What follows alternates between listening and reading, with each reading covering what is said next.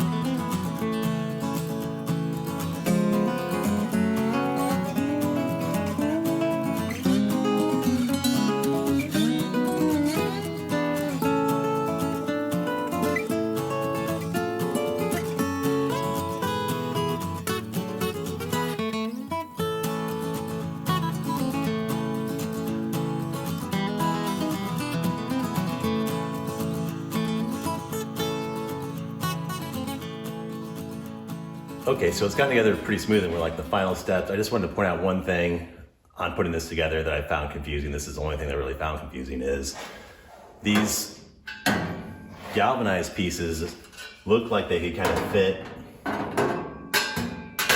right on the back ledge and they can kind of hang there and you can actually wedge the vaporizer bars between the two. And then I started thinking like, this can't be right. So the trick is, which wasn't real evident in the instructions, that there's just two little clips in the back and same in the front.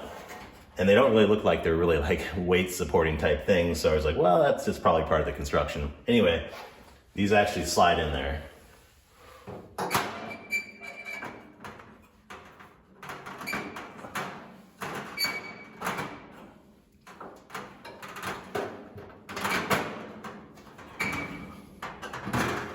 So they actually do slide down underneath this lip here, which is for the grill grates, which just didn't make sense, but wanted to point that out because it's not real clear in the instructions.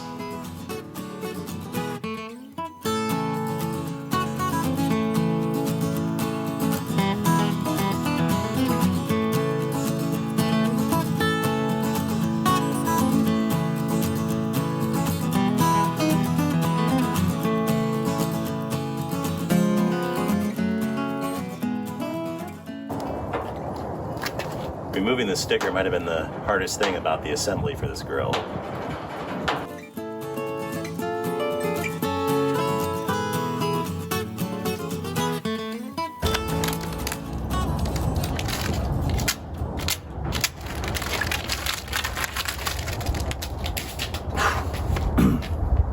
Just like that, it's assembled. So It wasn't too bad. Now I just want to go over a few things that I think you should know when you build this thing before you build it. Number one is, if you're building this in a tight environment or you're building it in a garage and you want to move it elsewhere afterwards, you need a door bigger than 30 inches wide. Mine's 30 inches and it didn't quite fit through, so I had to get some friends over and move it around the house. So keep that in mind. You can move it through a 30-inch door with it unassembled, but that would still take some work. So try to get it where it's going to be maybe sitting for the future before you build it. And another potential drawback is these grill grates. Let's take a look at these grill grates. Now, I don't know if you can see this or not, but you can move these easily a ½ inch. There's a ½ inch space on either side, and you know, if you're smoking meat, it's probably not such a big deal, but if you're like flipping a lot of things like burgers and stuff, maybe it is an issue. So I think that's a little oversight on something that costs this much. I'd like to see that a little tighter. The upper rack fits just fine. It slides back and forth. And I also like the fact that if you wanted to, you could put a larger rack in here as the brackets come out to the full front of the grill. So if you wanted even more space, you could buy a new rack for it. And just like I showed you during the video, just be careful when assembling that you don't try to put the flavorizer racks on top of the grill grate racks. The clips just aren't real evident back there. Either way, you'd probably figure it out in the long run, but it just took me a little bit extra time. Another item that might be an issue, not such a big deal, but